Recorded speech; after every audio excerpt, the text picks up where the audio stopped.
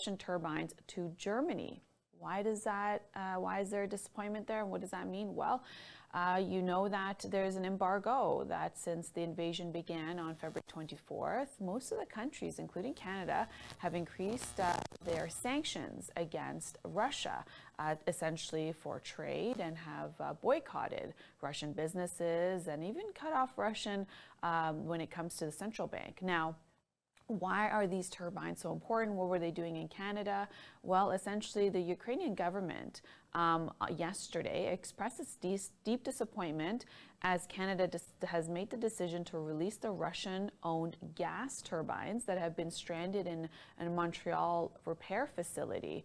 Essentially, this is something that's just been in, as if Siemens Canada was repairing these 6 turbines, which is very crucial for the infrastructure when it comes to the gas pipeline from Russia to other parts of Europe. And essentially, because of the sanctions, well, those turbines have just been left stranded. And now Canada has decided to send it to Germany, and through Germany, it will go back to Russia.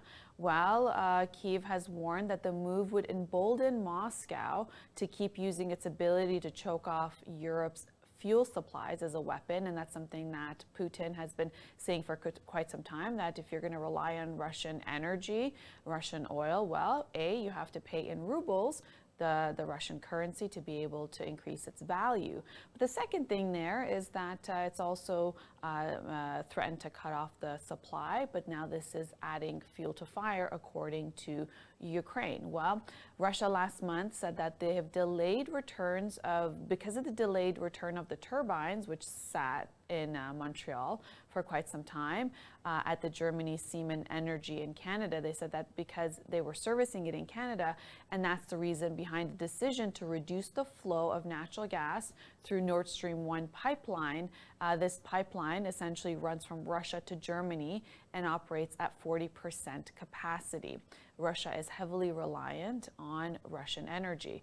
And the Canadian government announced on Saturday that it would issue a special export permit for the turbines to get around sanctions Ottawa has introduced after Russia's full-scale attack on Ukraine. And these measures, even though they forbid the export of certain goods and technologies to Russia, they're making it, a special permit for these turbines to go back to Russia via Germany. Now, the Minister of Natural Resources, Jonathan Wilkinson, said in a statement that Ottawa essentially decided that this is what they needed to do to send it. This was based on a request from Germany and other European countries that are reliant on Russian gas to replenish their fuel supplies for the winter months ahead, and therefore these 6 turbines cannot be sitting in a facility in Montreal, just abandoned and stranded, as they're critical pieces. Now, when these turbines get to Germany, and that government will send it over to Russia, which in a way Canada is saying that because it's an indirect return, that Canada has not reneged on its sanctions. Now, you be the judge of it. You join in on the conversation on Y Media, on Facebook and YouTube, and let us know what you think. Is Canada intervening with its sanctions, against its own sanctions, when it comes to goods and technologies from Russia, by sending it to Germany and having Germany send it over? Now, in a statement by the Ukrainian Ministry of Foreign Affairs website, Kyiv is saying that Canada's decision to issue an export permit allowing the return of the repaired turbine equipment, all 6 of them, saying that that's an adjustment of the sanction regimes to the whims of Russia. And the statement went on to further say that this dangerous precedent violates international solidarity, goes against the principles of the rules of law, and will have only one consequence. It will strengthen Moscow's sense of impunity. And this is according to the Ministry of Foreign Affairs and the Ukrainian Ministry of Energy. Now, Kyiv has also disputed that Russia has been saying that for some time, that the equipment is needed to fulfill its natural gas deliveries to Germany. And the Ukrainian government says that Russia's demand for the return of the turbine equipment in order to resume a higher volume of the gas deliveries to Europe, and more specifically in this case through Germany, has mounted to a blackmail and unconventional warfare tactics. And they said that returning the gear, the turbines, will allow Russia to continue to use energy as a tool of hybrid warfare against Europe. And that's all a statement released by Ukrainian officials.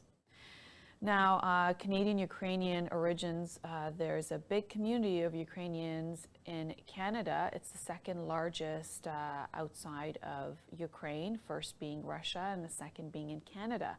Well, on Sunday on Parliament Hill and outside Montreal City Hall, they were protesting this decision, and they said that this is something that should not be done. Now, German officials have said Moscow is using the turbine equipment as an excuse to apply economic pressure to Europe, but regardless, this is the decision Canada has made. Now, in a statement, Natural Minister Wilkinson said Canada will continue to impose sanctions on Moscow and will be working with European leaders to end dependency on Russian gas imports as quickly as possible and to stabilize energy markets. Now, the backlash here is that the Trudeau government essentially has moved very quick to, blunt any criticism that's coming their way, given that Foreign Affairs Minister Mélanie Joly has put out a statement with the restrictions will apply to pipeline transports and manufacturing of metals and of transport computers, electronics, electrical equipment, as well as machinery, is a statement that Foreign Affairs Minister has put out, and this essentially goes against what has been put out with the Foreign Affairs Ministry. Now, you be the judge, join in on the conversation, and that's the latest update in Canada's involvement when it comes to this war that's been going on for almost 4 months now.